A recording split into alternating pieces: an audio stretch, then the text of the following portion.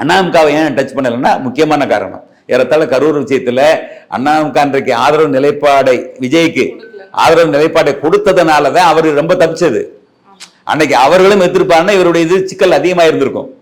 ஆனா அந்த அளவுக்கு அவங்க இவர் கூட்டணிக்கு வருவார் என்ற காரணத்தினால அந்த ஆதரவு கரத்தை நீட்டினார்கள். அதுல இருந்து அவருக்கு ஒரு மிகப்பெரிய பிரச்சனை வந்து குறைந்தது விஜய் அவர்களுக்கு. அப்ப அந்த அடிப்படையில் அதுக்கு பின்னால் என்ன ஆச்சு, அங்கங்க இந்த பிரச்சனைகளை சந்திச்ச பின்னால அண்ணாதிமுக சின்னர் ஊழல் கட்சி அண்ணாதிமுக என்று சொன்ன உடனே அங்க எதிர்த்தாக்கல் நடந்தது. இப்பொழுது என்ன செய்யறாங்க, பதுங்க ஆரம்பிச்சிட்டாங்க. எதுக்கு அதை டச் பண்ணணும், அதை விட்டுருவோம் அப்படின்னு சொல்லிட்டு பாஜக கூட்டணியில் உள்ள இதர கட்சிகளுங்கிற அப்ப இதர கட்சின்னு சொல்ற அளவுக்கு தான் அண்ணாமலை நிலைமை இருக்கா? அப்ப அடிப்படை என்ன, அரசியல் புரிதலை நீங்க பாத்தீங்கன்னா அவர் வந்து அதை பொருட்படுத்தாம தள்ளுவதாக கொள்ளக்கூடாது. பயத்தினால என்ன செய்யறாரு, அதை உச்சரிக்க தயங்குறாங்க. இவ்வளவுதான்.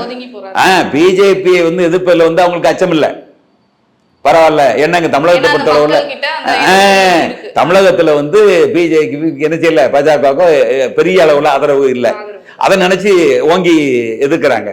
அதே போல ஆளுங்கட்சியா இருக்கிற திமுக என்ன பிரச்சனை சந்திச்சுக்கிட்டு இருக்கு, மக்கள் மனநிலை அதிருப்தி நிலை இருக்கிறது, ஆளுங்கட்சிக்கு இருக்கக்கூடிய அதிருப்தி நிலை. அப்ப அதையும் மனசுல வச்சு இதை எதிர்த்தால் நமக்கு மக்கள் சப்போர்ட் கிடைக்கும், மக்களுடைய ஆதரவு கிடைக்கும். இதை எதிர்க்கின்ற பொழுதுதான்.